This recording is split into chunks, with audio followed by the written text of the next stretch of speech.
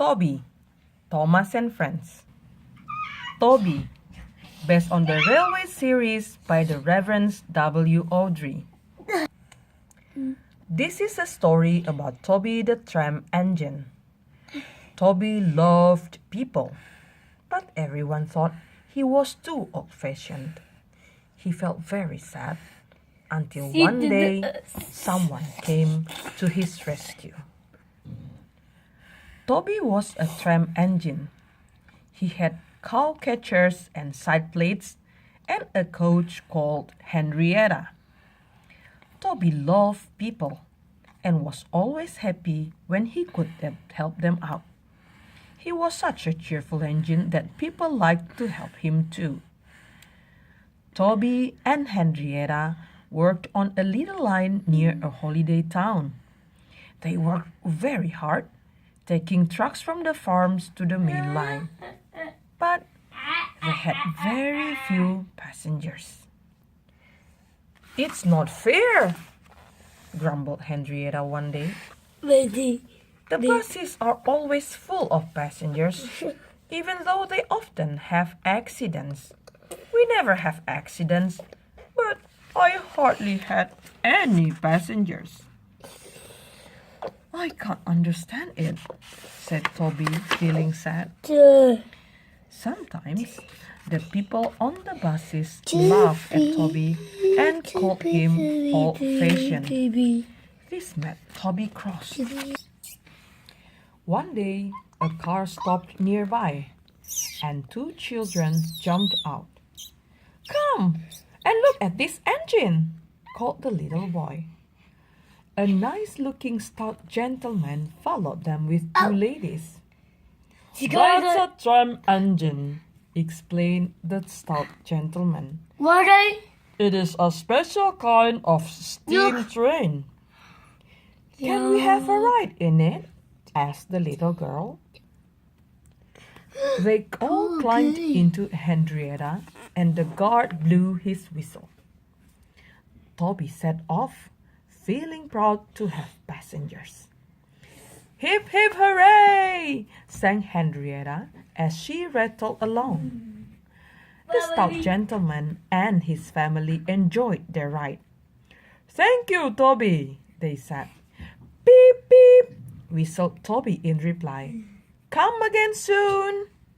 "We will," called the family, and they waved goodbye. As time passed, Toby and Henrietta had fewer and fewer trucks to take to the main line, and they had no passengers at all. One morning, the driver looked very sad. "It's our last day, Toby," he said. "The manager says we must close tomorrow." At the end of the day, Toby puffed slowly to his shed. "Nobody wants me," he said unhappily. But the next morning, Toby had a big surprise. A letter had arrived for his driver. "It's from the stout gentleman," said the driver. "Do you remember him, Toby?" "I remember him very well," said Toby. "He knew how to speak to engines." "No wonder," said his driver. "That gentleman was the Fat Controller."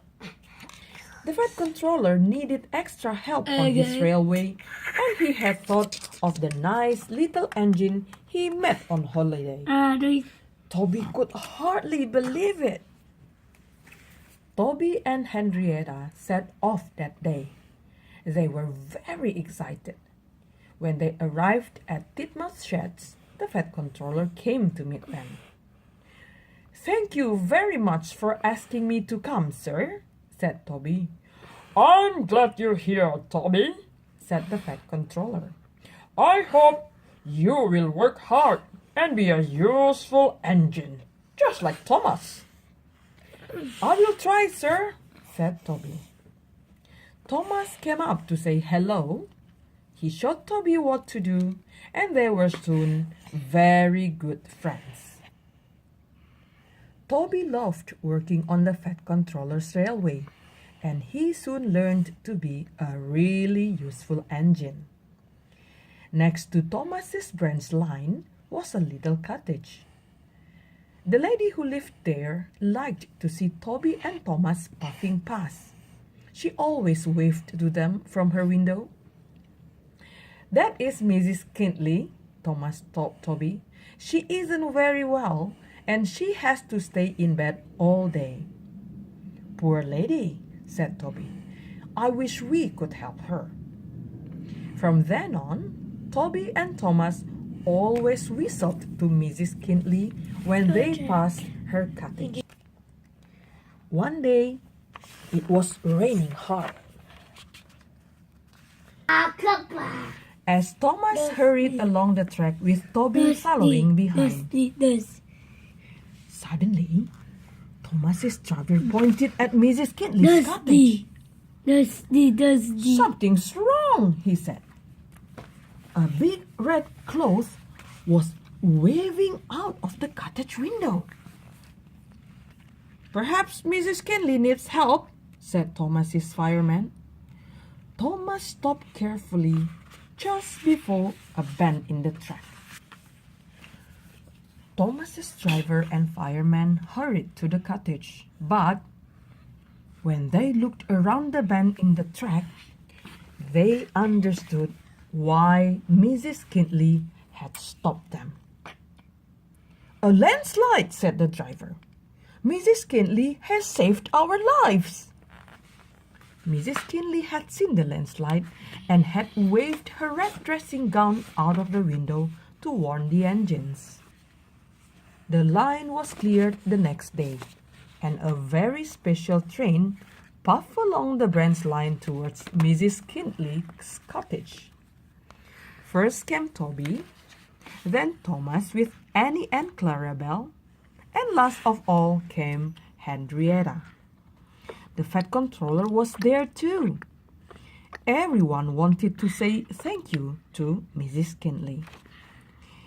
When they reached the bend in the track, they stopped. The people got out and climbed up to the cottage. Toby and Thomas wished they could go too. Thomas's driver gave Mrs. Kindley a new dressing gown. The guard gave her some grapes, and Toby and Thomas sent some coal as presents. The engines and I would like to give these tickets for a trip to the seaside, said the Fat Controller. "We hope you will get better in the sunshine." "You are very kind," said Mrs. Kindley. Toby and Thomas blew their whistles to say thank you.